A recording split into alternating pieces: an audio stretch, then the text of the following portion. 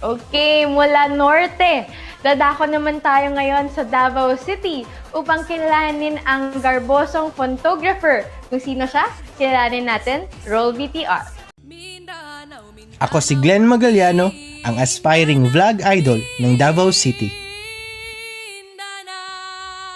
Last 2017, I founded the first online phone photography community here in Davao Region.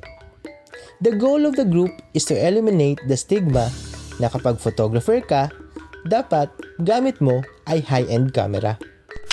The group has become an avenue for learning, camaraderie, and even opportunities.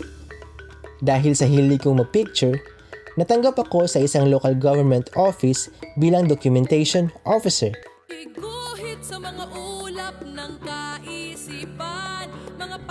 Nai-enjoy ko ang trabaho dahil aside sa mga gandang photo opportunities, nalilibot ko ang mga lugar sa aming distrito.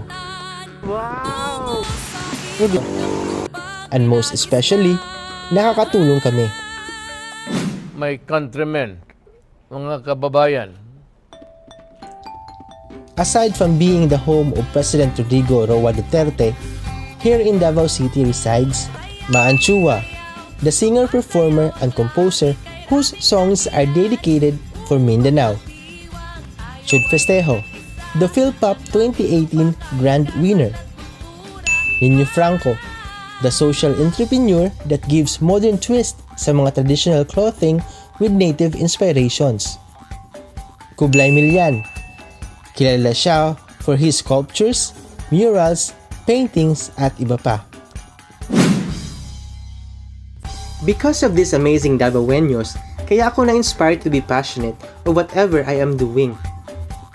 I started vlogging way back 2017 dahil sa aming grupo. Sumali ako sa Vlog Idol para sa mas malaking tsansa na maipromote ang Davao Region.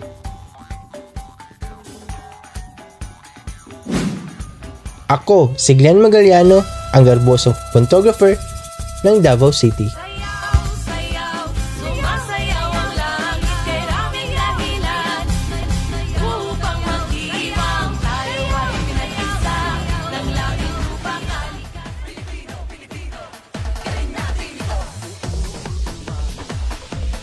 Now we have ang garbosong photographer ng Davao City, Glenn.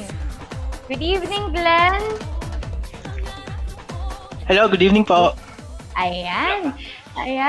Glenn, bakit nga pala garbosong photographer ang tawag sa iyo? Garboso po kasi from the word na garbo which is pride. And then I would like to take pride of what I have here in Davao City.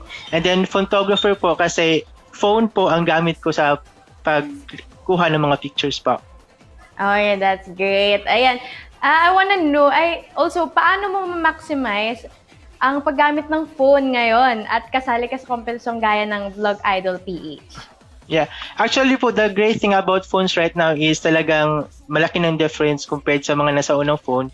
Mas high-tech na ngayon as mas magaganda ng kuha at saka nakakuha na siya ng 4K for video. So, sa mga nagsisimula mag-vlog, do not be afraid kahit phone po ang gamit niyo, kayang-kaya po natin yan. Ayan, marami na tayong magagawa sa mga smartphones ngayon, right? That's correct. So, ikaw naman, anong mensahe mo sa mga kapwa mo Davaoenos para supportahan ka sa journey po dito sa Vlog Idol PH? Yes, to all vloggers po na Davaoeno, do not miss this chance to join po sa Vlog Idol until katapusan pa po ang deadline. Let's showcase what we have, let's showcase our talent, let's showcase our artists. We have a lot here to showcase here in Davao City. Let's make the world see it, not even the Philippines. Great! Good luck, Glenn! And thank you. Thank you. Okay, sa puntong ito, kompleto na pong ating Vlog Idol aspirants ng Batch 4 mula sa Open and Canon Users category. So, ano naman kaya ang topic na kanilang gagawing vlog this week? Okay. Vlog with your best friend. Good luck sa ating mga aspirants kung paano nila ito gagawin. Okay. So, tuloy-tuloy pa rin ang audition ng The Search for the Next Vlog Idol PH. and extended ang audition hanggang June 30, 2021. So ano nga ba ang requirements? Dapat existing vlogger ka na bago pa magsimula ang Vlog Idol PH nitong May 2021. Dapat 18 years old and up. May Facebook, YouTube channel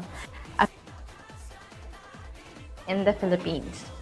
Para sa karagdagang impormasyon kung paano mag-audition, bisitahin lamang ang aming official Facebook page ng Vloggers Philippines. And alright, para maging mas excited kayo na mag-audition, ang grand winners ay makakatanggap ng Canon camera mula sa Canon Philippines. For Vlog Idol Open category, grand winner ay mag-uuwi ng EOS M50 Mark II.